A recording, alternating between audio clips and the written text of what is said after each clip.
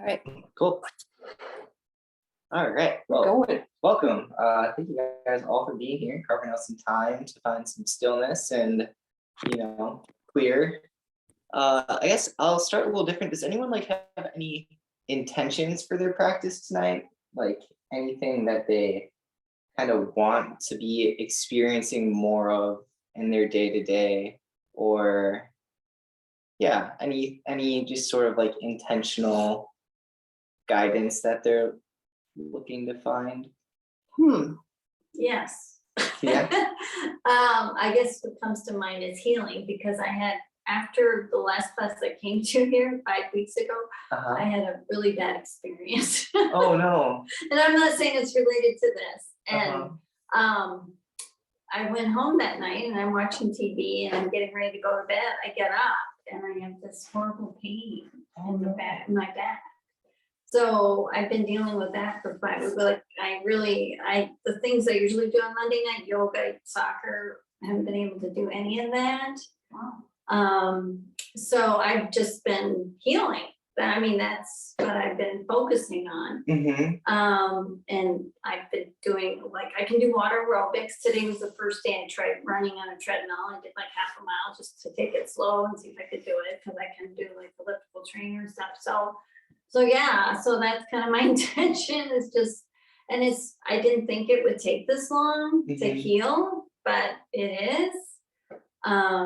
So yeah, I went 2 days later, I went to the doctor because I didn't know what it was, and they said it was a pulled muscle. Oh, I'm so sorry. That sucks. I know. Well, thanks, but yeah, it's just yeah, and something I kept focusing on was, I remember you said, and the funny thing is I was trying to remember when I was meditating, there were 4 things, and the one that I couldn't remember was posture, and I'm sure I didn't have good posture.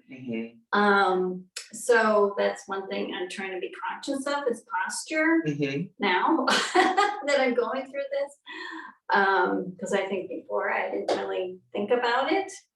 So this is your first time having a back issue like that? Huh? Yes. Oh, yes. scary. I've never had anything like this. So yeah, it's just part of getting old. I don't know. But I was doing yoga regularly, and I kind of attributed to that. Maybe this winter I didn't start it up again, just between having COVID and traveling, and it's kind of reinforced that, yeah, I gotta keep doing that. Gotta keep stretching. Yeah. Well, cool. Hopefully we can relax and find some stillness in your body and give your body a nice space to do what it needs to do. And your body knows how to heal itself. So just being patient with it, I think. I think, and that's the problem. I'm not, I didn't think it would take this long. But I guess it just takes time, So. Can I start with something though? Notice as you're sitting there, though, you are pulling way over to the left side. To the left? So if you were to close your eyes, go ahead, close. Can you feel that there's more weight, on the left glute, and you're with your eyes closed? Feel the weight. If you were going to put yourself, center yourself with your eyes closed, your weight, could you? And maybe subconsciously I'm favoring, because it's the right side that was injured. Oh, sure. So I'm probably, maybe subconsciously I'm doing that.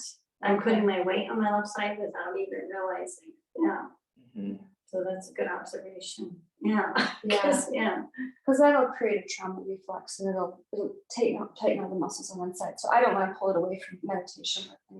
Okay. No, I'm glad you noticed that, because I wouldn't have realized it. Yeah. Cool. Any intentions or anything that's been on your mind that you'd like to explore in practice? Oh gosh, I didn't think about this. No. Okay. Not really. Fair enough. Just here to think, I guess. Yeah. Cool. How about you?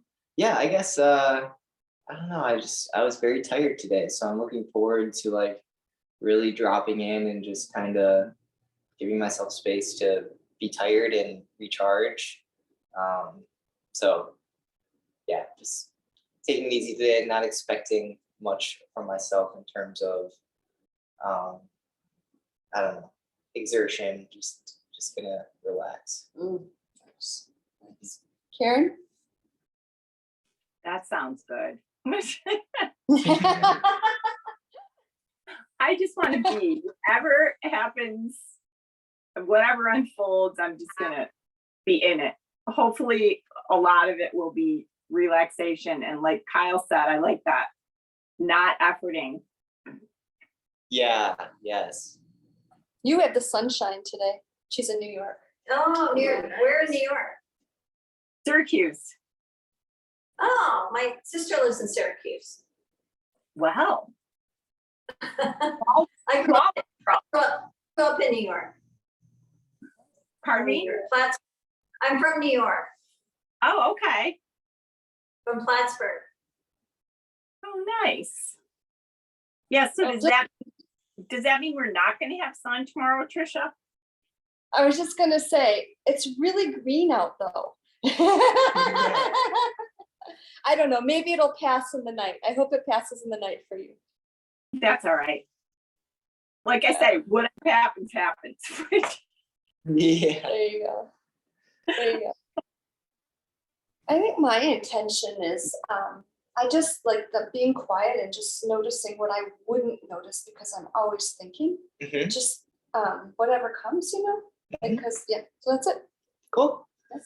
All right. Well, we'll go ahead and get started. I think we'll touch base on posture here because yeah, just because it is one of the big things with meditation practice. So so the posture should be not too deliberate, but just like wakeful. So what you don't want to be doing is like lifting your chin and like doing this, because that's like kind of a dreamy sort of sleepy posture.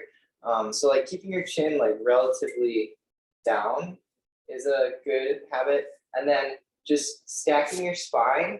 So trying to like get all the vertebrae on top of each other. If you imagine like an invisible string on your head, just like pulling your head towards the ceiling, that's kind of like what you want to do. So so yeah, just kind of not too rigid, but also just having some intention there. Not collapse. Not collapsed, Yeah, right? and I know last time because I wasn't concentrating posture. I know I was like rounded over. I know I was not straight. Yeah. So that's not good. No, Yeah. I mean, it's not a bad thing. When I first started meditating, like it took me a long time to like bring in the posture aspect, and it really makes a big difference.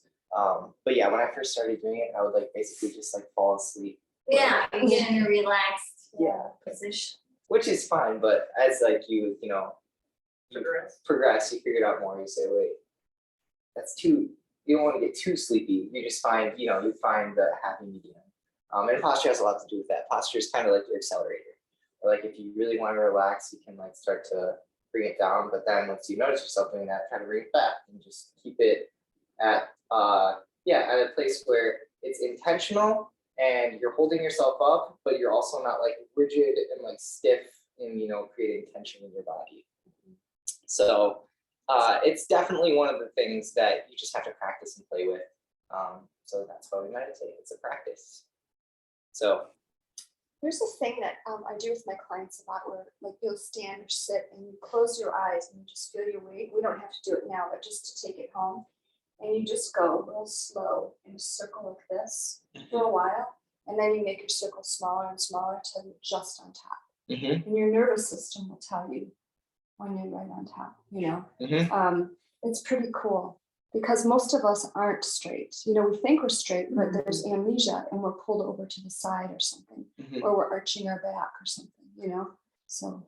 Yeah, I love that. I think that would be a great way to maybe end practice today. Try doing a little bit of that idea. Yeah. Before we completely come out. So just posture is the one big thing. And then I do this funny thing with my hands. This is like the Zen thing that they do. I like to do this because my thumbs will break contact before my posture breaks. So it's a good indicator of how present I'm being in my body. So that's why I like to do this. But hands on your knees is good. Hands wherever is fine. But I like this one just because, it's a good once the thumbs start to go, the posture will start to go. And so it's a good way of being there, right? It's called cosmic mudra. In case you're wondering. That's a good one. Yeah. Cool. And then so we're just gonna bring attention to our out breath. Relax all those fine muscles in our body. Relax your fingers, relax your arms, relax your face with the exhale, and just tune in to the stability in your back, in your legs, the groundedness through your feet to the building, and then just bringing attention to the breath leaving your body and the thoughts running, and just sitting here like a rock, just trying not to do anything, but just be with whatever arises. So I know in the past we've talked about focusing on the breath as a technique. Sometimes it can be good just to go into meditation with no expectations. Just Whoa. yeah. In Zen, they call it a shikantaza. It's like a state of like it means just sitting. So if you can get to the state where you're just sitting, Like a rock. or like a disused coffee cup just sitting there. I don't know, kind of an interesting idea. Just a way of kind of throwing a wrench into the practice if you are relying too heavily on the breath technique.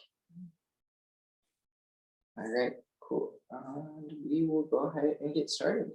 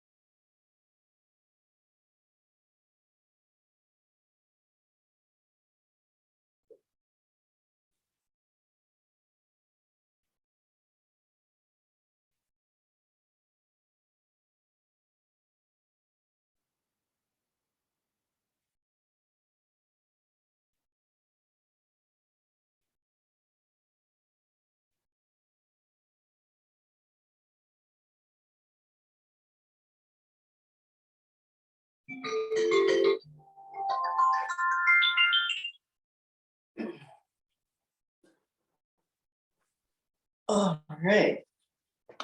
20 minutes later.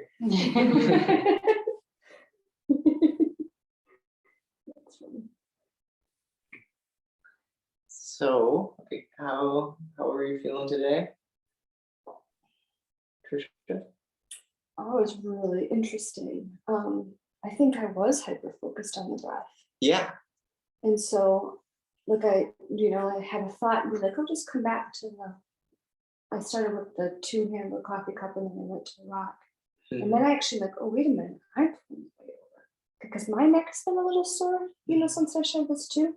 And I go, I looked at my back a little bit. And I found the middle place. And then I was just there. And then I would have a thought, and come back to the rock. Okay, in the middle. Yeah. It was really interesting. That is interesting. Yeah. Yeah. I love to hear that. So I think what I was doing, I would find myself a lot is with the exhalation, I was pushing. And when you exhale, you contract your exhalation muscles, and that contracts your intercostals. And then that was just making my neck all sore. Yeah. So this was really interesting. Yeah. Yeah. Cool. Thank you. Yeah, absolutely. Anything notable? Go by fast? Were you surprised at 20 minutes or? Yeah, it seemed to kind of go by fast. Okay. At first, I think I was focused on breath too, and I felt like I was breathing fast. And then, maybe it calmed down or I wasn't focused on it, but I was trying to focus on posture the whole time, trying to be conscious of my posture, so I wasn't slouching or anything. So, yeah, but otherwise, I mean, it seemed like it went by fast. Oh, cool. I guess like at first I felt like it didn't go that fast for me, but then like at the end, I wasn't thinking about it, so Yeah. it went pretty fast. I was doing the thing where you said when you said your thumbs break contact, and that's usually like the first sign that your posture is gonna go. So I was really focusing on my posture. Yeah. And then like my thumb moved, I was like, oh. Yeah. Cool. I'm glad that you had fun with that. Yeah. Good little trick. Karen, how? Well, one interesting thing, I realized that I'm focusing probably as a distraction on the environment too much. Because I'm like, wait a minute, why is it so quiet out there? And then I started thinking about, why is it quiet? And then I'm like, well, maybe I should start focusing on my breath. And then it was just lots of thoughts at the beginning. And then probably after about 10 minutes, I settled in. Okay. But it was interesting because my first thing was like the environment. Because there's always something going on out there. And so it took me a while, but I wasn't focusing on the breath that much, that's for sure. Okay. Yeah. Sorry, go ahead. No, it was like I just settled in to I don't know what, but I wasn't focusing too much on anything after that. Well, that sounds good. Wow. Yeah, I think sometimes we can get too caught up in the breath thing, because the breath is a useful tool, but like I think being embodied and just being present with your body is just as important. So the breath can be useful when your mind is particularly like, if you have a day where your mind is like really worked up, then the breath can be good to use. But if you're already kind of like in a nice mellow state, you already feel a sense of peace, then to overly focus on the breath can take you away from being with whatever's arising. So in the beginning, we do have to use the breath to stay present enough to be with what's arising. But if you are already, in a mellow state, or you have some practice in meditation, you can start to use the technique of following the breath more discriminately to get yourself to the state of, openness where you can be with what's arising. So that's why the technique comes down to the posture, the breath, and then just your general awareness of the environment, of your day, of your upcoming week, just like spatial temporal awareness, and then the thoughts. So when we combine all four of those to, greater or lesser degrees, depending upon the day, we can find ourselves in a present state. But it's not always going to look the same. And sometimes it'll take some, fiddling with, depending upon the day. So if you have a day where your mind is particularly ramped up, the breath can be good to place a little bit of an emphasis on. If you're already pretty mellow, just drop into your posture so you don't fall asleep and you'll be, present there on the spot. If you feel like you've been really dreamy, it can help to ground yourself in your environment and in your past and your future goals, all that sort of thing. So ultimately, we sit so that we can develop our own internal tools. Because I can give you the tools to meditate, but it's such a personal thing to find the stillness within yourself. So I think just having the tools and knowing that you can use them in different ways to find the stillness within yourself is kind of the goal. I love when you say this is nothing, so I don't have to be still for 20 minutes. I just need to touch it a few times and I'm okay. It's like, this is nothing. Cool. Yeah. I love, I'm back. Left, I'm back. Yeah, no, left, I'm back. Yeah. Totally. Oh, here we go. Yeah, and the thing is, it always comes back, and like it's, I don't know. It's sometimes for me lately, it's been hard to like really settle into meditation and like drop all my stuff that I have going and like really drop into like, a stillness. But yeah, there's, I don't know, it's interesting to see how there's ebbs and flows in your practice. And that's why practicing over a period of time can be helpful because, it's not always going to be the same. And watching yourself through the difficult parts is a really good way to just know yourself, like, so that you can, show up in the world in a way that is grounded.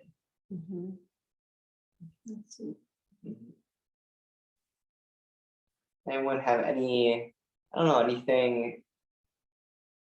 that was like interesting, like raise any questions, like I don't know, any questions about the practice today? No, just boring old meditation. One thought I did have when we first started was, I guess I was thinking music. Do you ever use music or no? Is it better not to use music? That's a good question. Yeah, I mean, you can use music. If you are going to use music, I wouldn't use music with lyrics. Right. I would, yeah.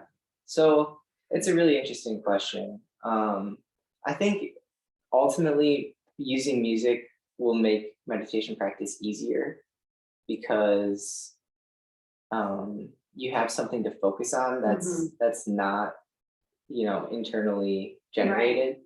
So it can kind of be like an anchor to,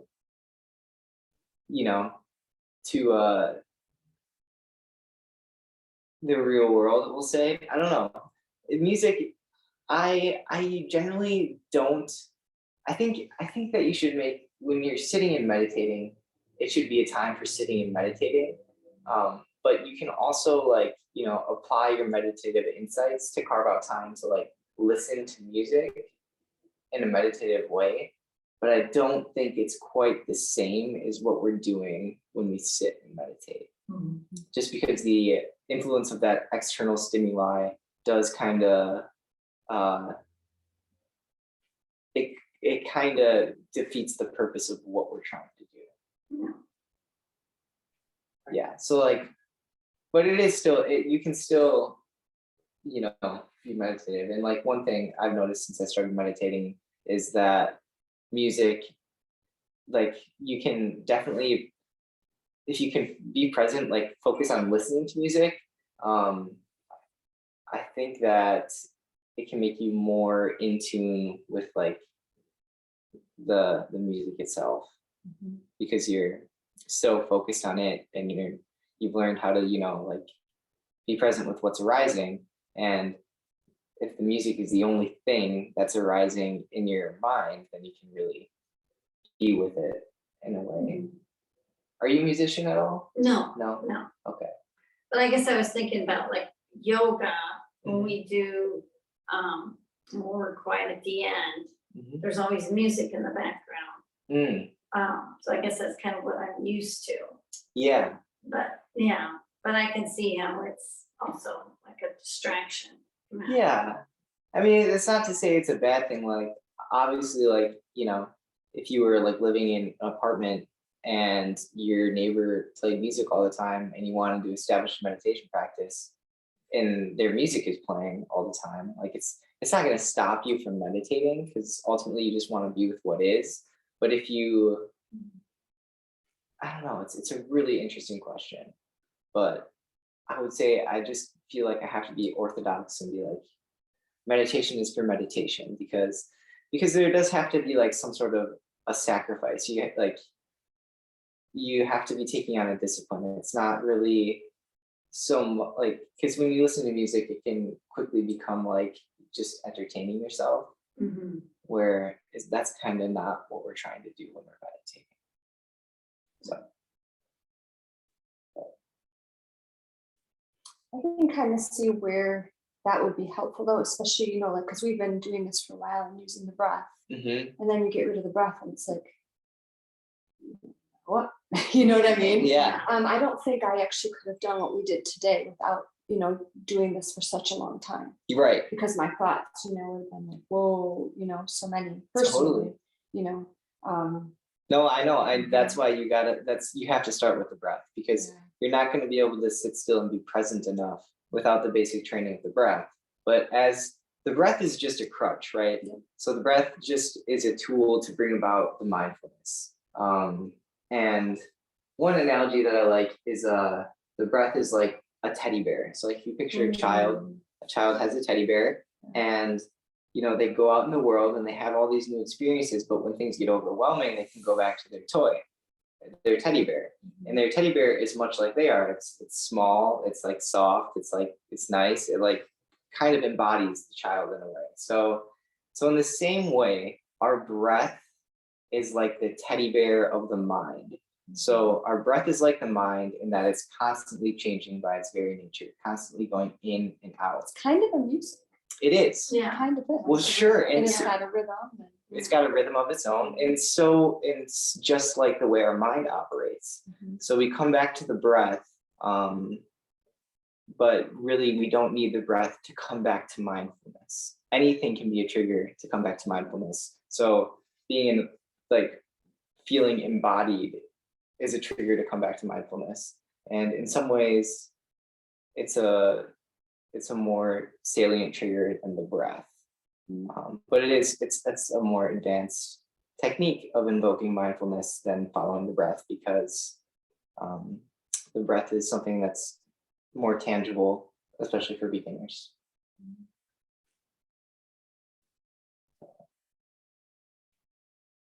Yeah, I really loved the conscious choice to be still in here though. Like, I brought myself back to that. That was super cool. Yeah. What Like, was that like for you? Well, I can see myself using it, with some people that some people. Like, wait a minute, I don't need to get involved in it. I can just be still. Or, sometimes when I have anxiety about something, I don't know, I'll try that one. Those three other close. Yeah. Yeah. And just be patient with yourself, ultimately. Just, yeah. Yeah, it was interesting. Just like a rock. Yep, just like a rock. Not a tilty one, no. No. Speaking of tilty though, do you want to walk us through that little, because it's interesting that you said that, because sometimes I will do that just intuitively before or after my sitting practice. Yeah. So I love that. So one of the ladies that I trained with her somatic movement, her mom would work with babies that didn't crawl. So if you skip crawling, it changes your motor patterns, you know, your walking motor patterns, walking, running. So she would go back and work with those kids to get them crawling at any age and then come back to the motor patterns. So the reason I brought that up is because it's all about weight. You start with weight when you're crawling. So close your eyes if you're inclined to do that. And bring your attention just to your weight on the chair. So that sort of posture is like, can you allow your weight to go on the chair? And I don't know how it works with the bolsters. So I don't know if you want to keep it and move up. I kind of like to move up a little bit, but it's kind of up to you. And then when you're ready, just shift your weight to one buttock. And then while your weight is on that one buttock, just the weight leaves the other one. And then you're just going to circle forward. So you'll probably be over one leg. So that shifts your weight forward to the front of that sits bone, I guess, to the front of that buttock. And you're just tracking the weight now. So you're just going to start making a circle. And you're just tracking weight as you make your circle. You're really careful to stay with the weight and not move it. So it's sort of a meditation too.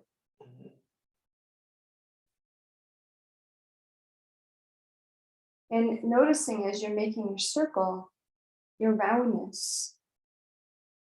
Where is it easy? And are there any places in your circle where you hesitate or your circle isn't round or something is bracing against it? Can you soften it? Is it comfortable to soften it? And it's the whole pelvis. The whole pelvis is involved in the circle. It's like you're making circles with your tailbone and your pubic bone. They're part of it. And then you're going to start making the circle smaller, but to really take your time. Give yourself a full minute or two following the weight.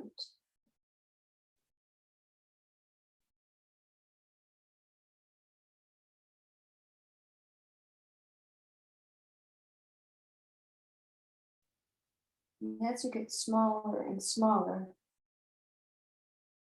kind of just feels like you're circling around your spine. Your whole spine, not just the spine down there in the pelvis, but the hip spine, the diaphragm spine, the shoulder spine, all the way to the part of your spine where you swallow, all the way between behind your eyes or between your eyes, the top of your head.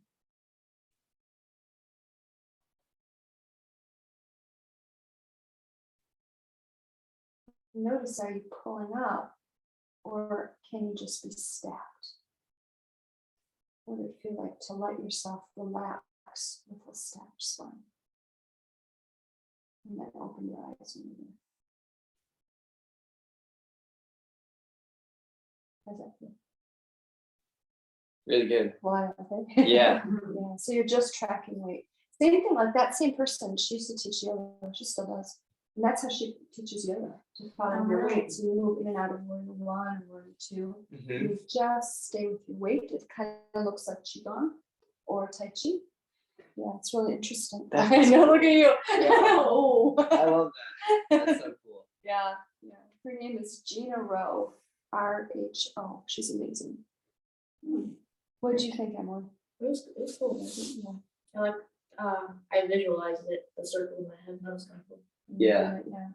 Even like when you rock climbing, I wonder what that would be like. You know, as you're lifting something up, you would kind of watch your weight move up and then sink into, I don't know, whatever you're holding No, on to. totally. Rock climbing, doing this exercise here, it reminds me so much of it because when you are rock climbing, you're like so in tune with with your body. Yeah. And it's like, it's just, You really don't think about anything else on the wall except for the way you move up. Like your except for the body. way you Like, move, yeah. You can have all the thoughts in the world right before you get on the wall, but the second you touch that rock and you're on the wall, it's just about how you move your body and what's the next move. Right. Nothing else. So it's kind of a meditation. It is. Way, yeah. Rock climbing is really spiritual, actually, I think. Wow. Because, Yeah, and I'll notice too, like some days if my mind is like super busy, if something is eating me, like I can't climb because I can't get myself to be, it hasn't happened in a while, but like I won't be able to get myself to be present enough to like do it. So rock climbing, yeah, has a lot of spiritual implications, I feel like. Just like yoga, but especially like rock climbing outside where there's that risk factor where like Would it makes everything scarier? Well, it's like downhill skiing. You can't, Yes. you can't be focusing on anything else Exactly. because. You Yeah. Exactly right. Part of the hill. Right, Not right. just like downhill skiing, that's right. Yeah, because your mind is completely full. And so this brings us back to the music conversation that you brought up. So like, so when you're rock climbing or downhill skiing, like your senses are completely filled with the external input. So you're there. You can't have room for other thoughts. But that's why like when you're meditating and you're listening to music, part of your mind is filled with the external input. So you're not so it makes it much easier to like find that state of peace. But ultimately we want to learn how to get there without any external input or with you can't have no external input, but we want to like cut out the external input so that we can be mindful in the absence of any external input. So then when we go out in the world, it's super easy to be mindful in even mundane situations like sitting around with friends. You can be mindful for like your family. Whereas like, more obvious examples of course you're gonna be mindful when you're downhill skiing or rock climbing. But the question is, can we keep that full like mindful state even in like the drudgery of our day to day, and find meaning in like the little things? And that's why we sit and meditate, to hopefully be able to clear out enough to fill up our mind with even the most mundane situations and still feel, the sort of presence that we feel when we're rock climbing or downhill skiing. Yeah. What do you think, Karen? I think this has been a great conversation. I'm like, I can't look over here too long. I don't know. The music part is interesting because I've never really been drawn to meditation where someone's leading you through it or music. Because I feel like that is a distraction and it's sort of, for me, defeats the whole purpose. Right. So, and then when you were talking about the breathing, it's like, I remember I was so hyper focused. Maybe it was the second session that I felt like I was wondering how I breathed during the day because I felt like I was like hyperventilating and I'm like, I forgot how I breathe normally. So it is interesting to see the progress. Yeah, I definitely know exactly that feeling you're talking about, where you're sitting there like, wait, how do I even breathe normally? Because I went through the same exact thing. I think that's probably a pretty common experience to have. Right. And then I'm like, do I breathe? I must somehow, right? Right. Well, it begs the question: do you breathe, or is breathing happening? Or like, Right. who is doing the breathing? Yeah. That's Who right. knows? I was at the Domes this weekend and one of the things that they had were the rocks, and there's a picture saying, look at these parts of the rocks. You can see the part of the rock that's alive. And my friend and I were like, we don't get it. We couldn't find it in the rock, but Yeah. the rock breathes, right? So then I was like, okay, I'm sitting here in the rock and I'm breathing rock. Okay. Huh. I know, yeah. There's parts of the rock that are alive. Well, I don't know. You guys climb them. Have you seen it? Living rocks? No, I mean, No, I've can't seen say I like have. stuff growing on rocks. I've seen all sorts of creatures inside the rocks. I think maybe that's what they were implying. Oh, like bacteria. Okay. Yeah, bacteria. Yeah, they were trying to show where it was, but Yeah. yeah. No, that's interesting. Yeah. I don't know. Yeah. I couldn't find it when I was looking at the little picture. Yeah. Super interesting. I do have a question about the four things. So you were talking about awareness and thoughts. So then I was thinking, well, what's the difference That's a really good question. between thoughts in awareness. Mhm. Yeah, so we can be aware of the thoughts, and I guess that, so we can be aware of more than just our thoughts. We can get to a place where we're fundamentally aware that we're aware, which is like the place.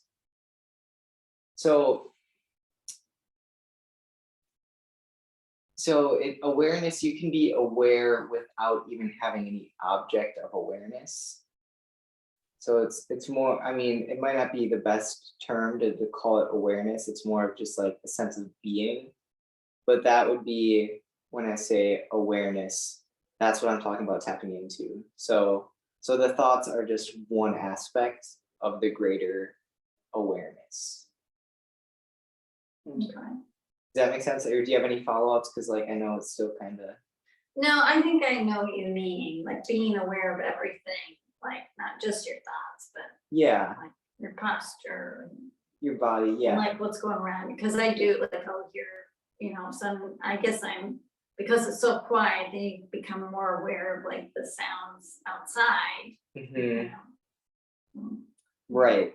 Exactly. So the awareness kind of becomes awareness, hopefully, like begins to permeate the whole practice. So that's like the key thing. It's just tuning into the awareness, because ultimately, like everything is always changing in our lives. The only thing that we have that is like really worth identifying with, the only thing that is really not going to change, is the fact that we're aware. Like you can be reasonably sure that that's never going to go away, even if you, like, God forbid, were to like experience like some sort of mental degeneration. That would be one of the last things to go. And even if, because some people, when we're younger, like we want to identify with our looks, or we want to identify with our fancy college degree, or all these things that are just kind of ephemeral and subject to change. But in meditation, we want to touch that eternal aspect of ourselves, which is the beingness, the awareness that there's anything in the first place. So yeah, it's one of the main points of the practices. You made a comment, oh gosh, probably early on too, something about the part of being aware of being aware, or something like that. Sure. I don't remember how you said it though, but you said it beforehand and it was like, whoa. Yeah. What was the term? I don't remember it. Well, being aware that you're aware. You used a term. Yeah, it's kind of like that. Yeah. Do you know what I mean? Being aware that you're aware? Watching yourself. Yeah. Yeah. Yeah. Yeah. So that's an interesting one, because that's like cultivating the watcher, right? But the watcher is still just another stepping stone. Yeah. The watcher becomes a vehicle to Like the breath. Like the breath. Yeah. Mm-hmm. The watcher becomes a vehicle to like what is called non-dual awareness, where you're aware of everything. There's no longer like a clear distinction between like your projections and your, like, there's just a field of awareness, and you don't make distinctions between like self and other sort of thing, which is a much more advanced state of practice. And probably I've already said too much about it. So. Yeah.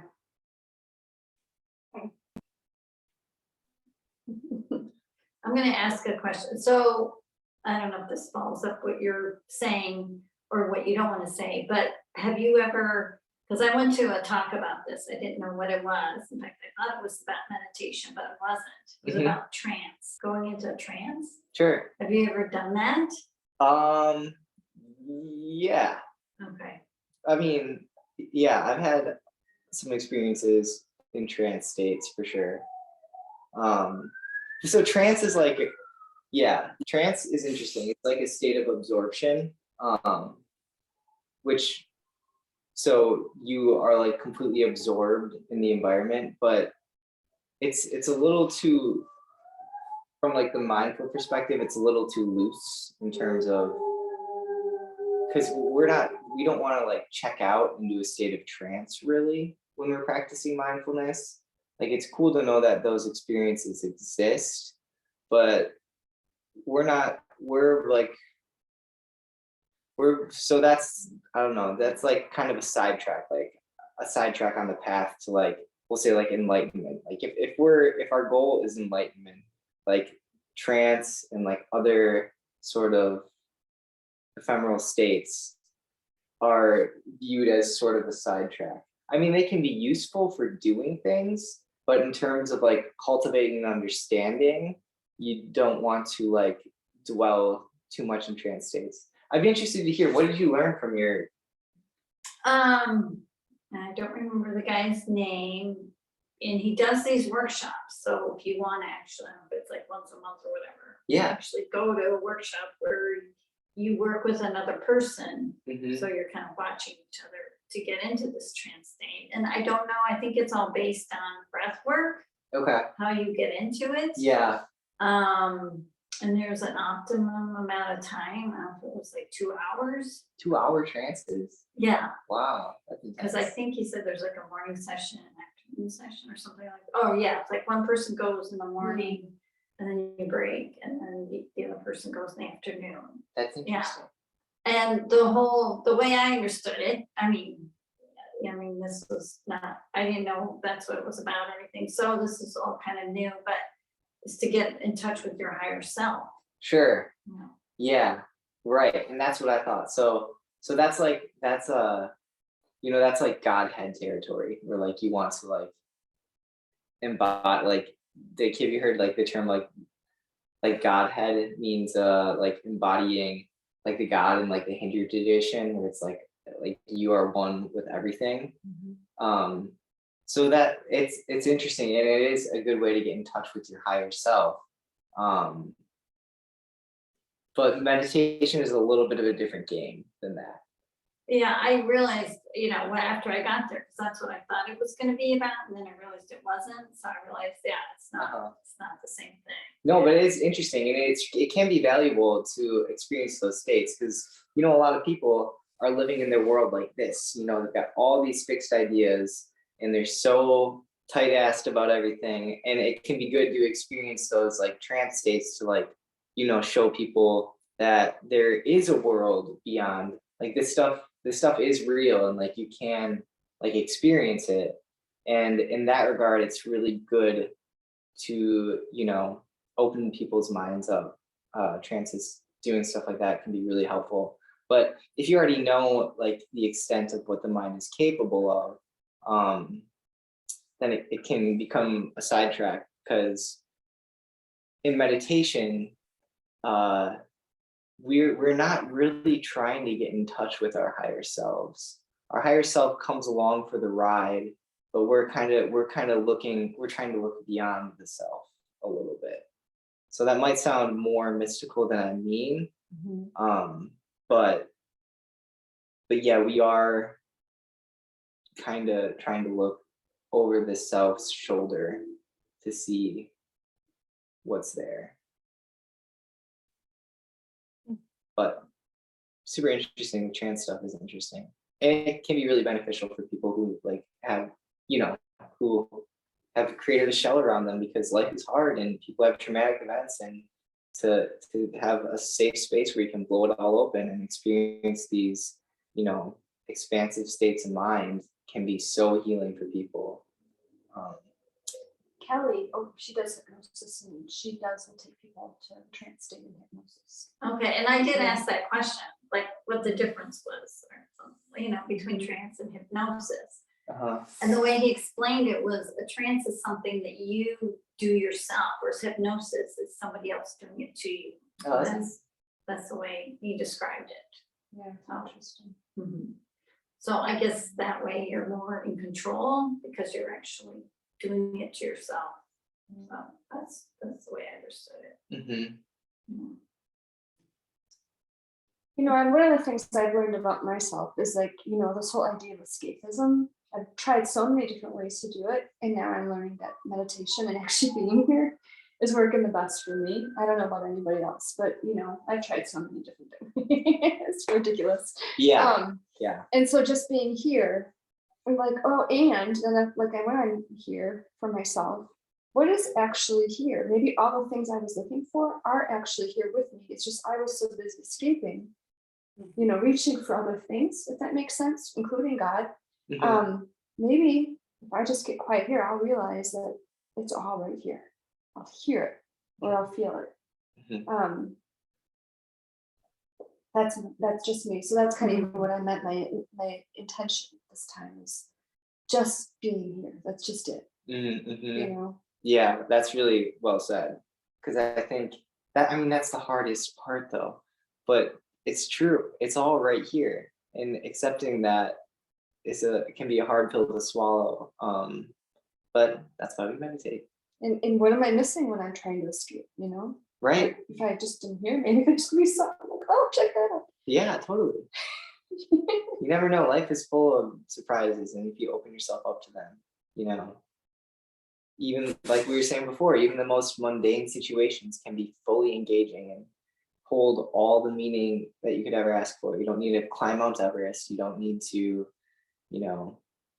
win the Tour de France or, get a Nobel Prize to like feel the satisfaction of just being, Yeah. Because ultimately all those other things they're just temporary. They're just experiences to be had and gone through. But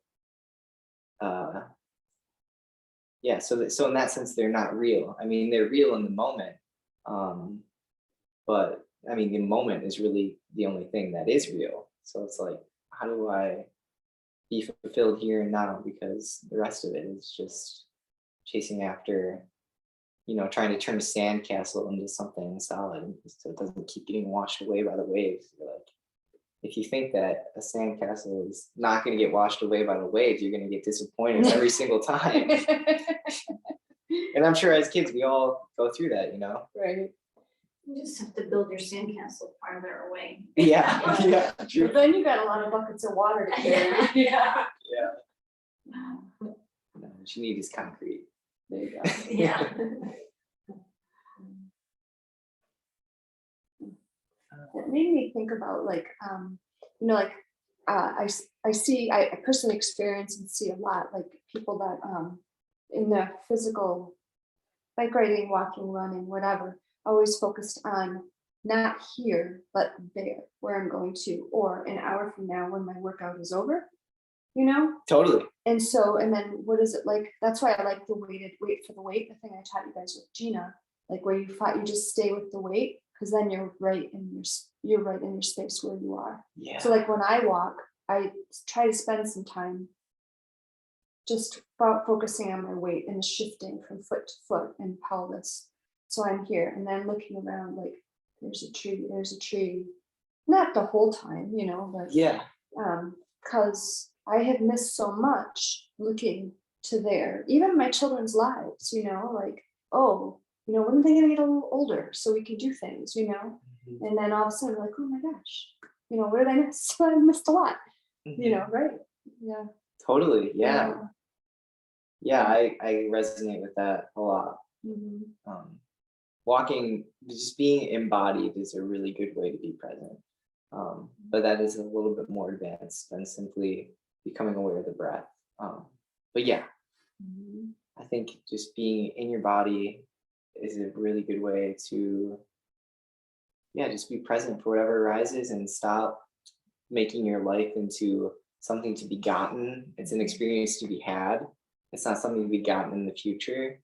And if you can, slowly start to,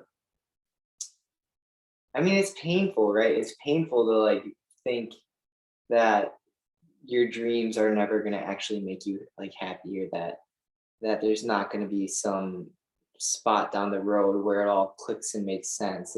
So there's a surrendering process to the moment where you say, no, it is all here right now, and I'm just going to be with it.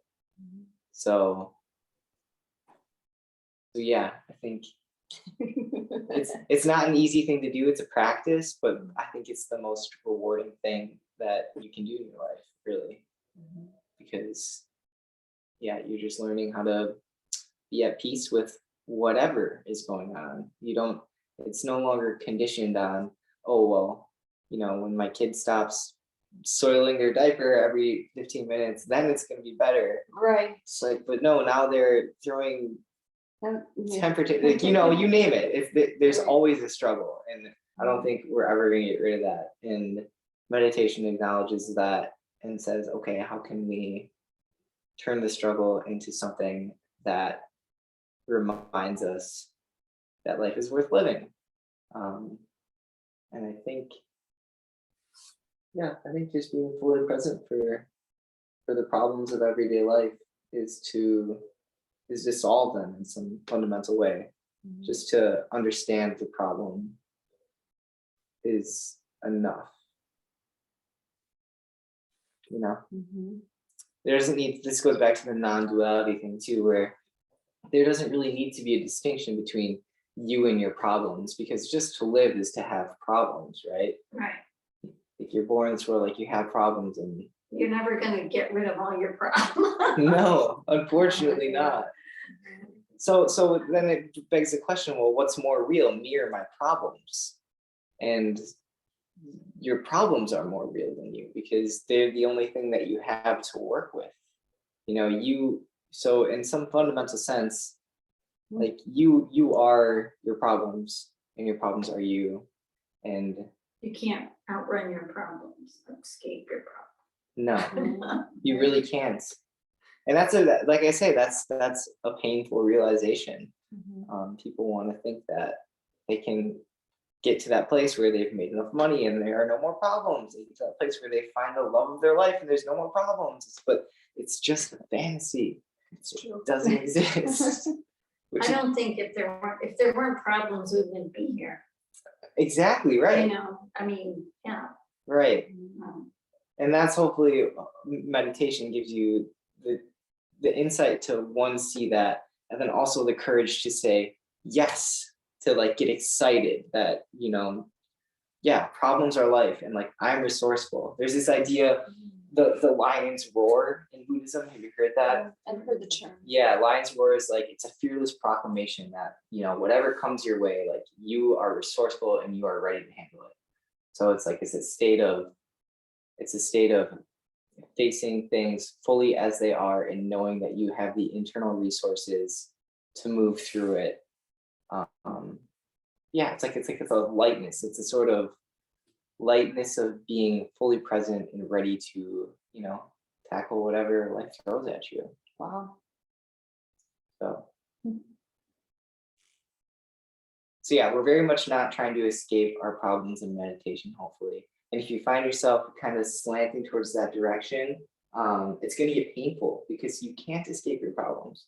So if you think that you are escaping your problems by meditating, your meditation is going to become hell, because you can't do it. Yeah. Yeah. Yeah. Do you have a thought there, Karen? Oh, I always have lots of thoughts, you know that.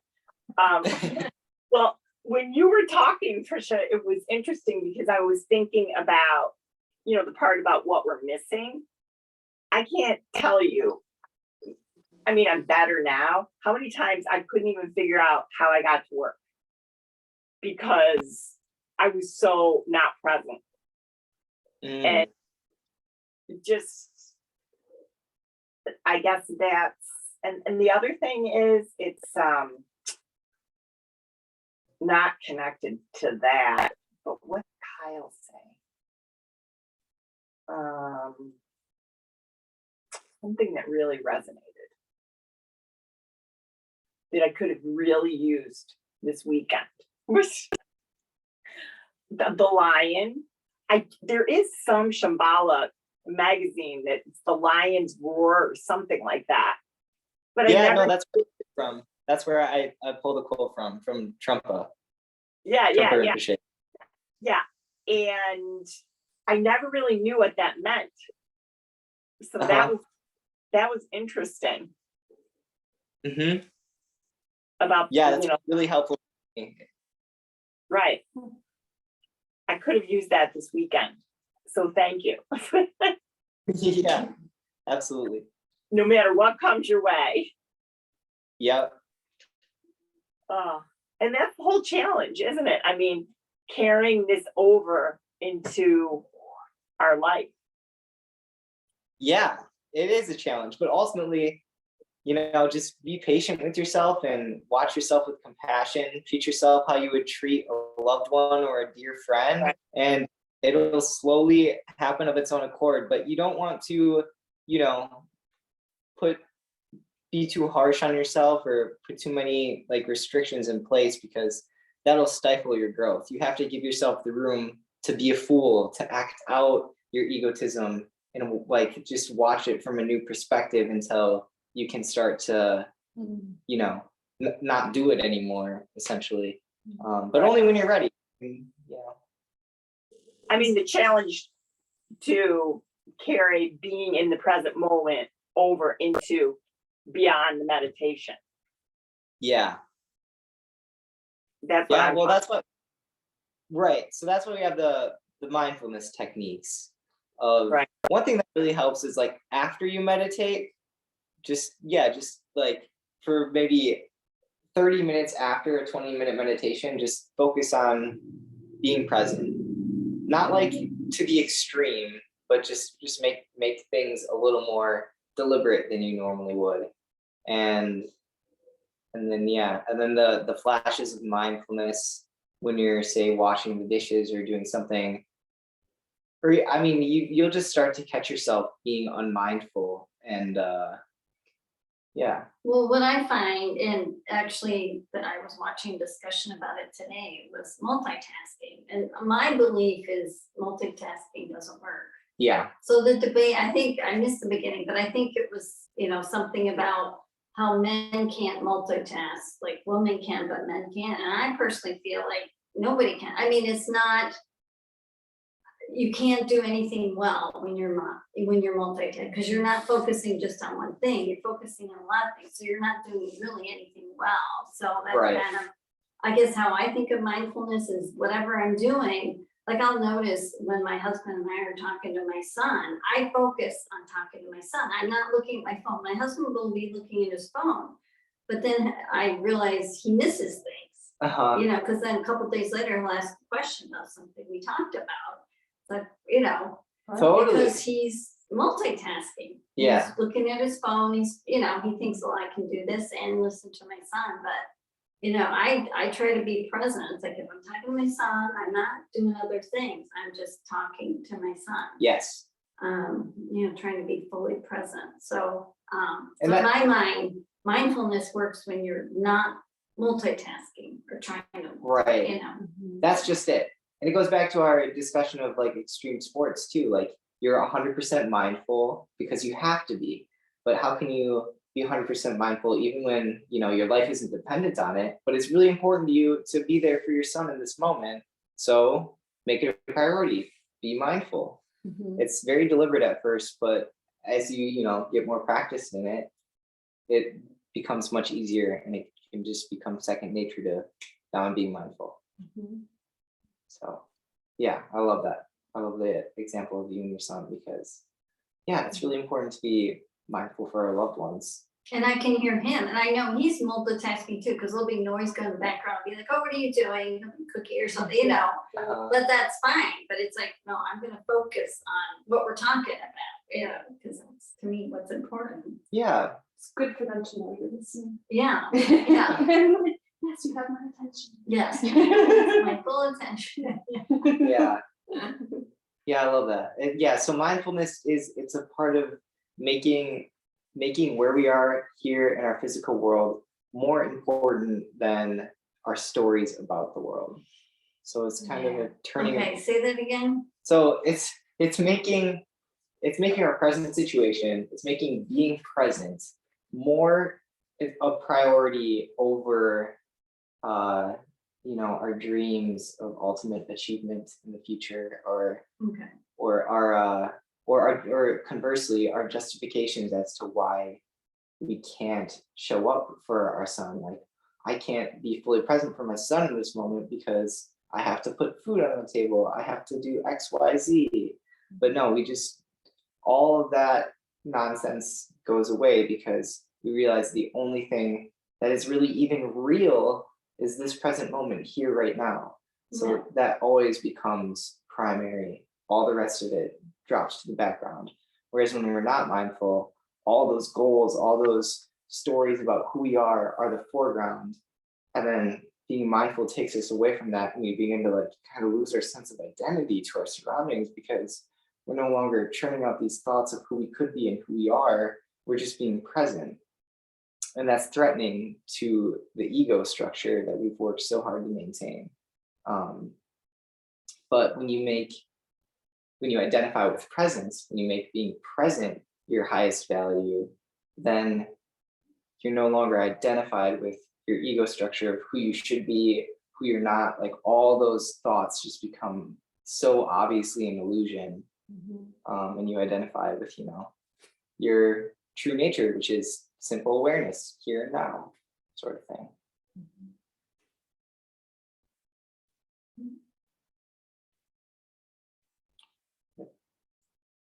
So I think we'll wrap there unless anyone has any questions. What we're time today? Karen, anything? Simple awareness. I like that. I think Yes. that's a good place to end. All right, I'm gonna press the stop recording button now. Thank you, Kyle.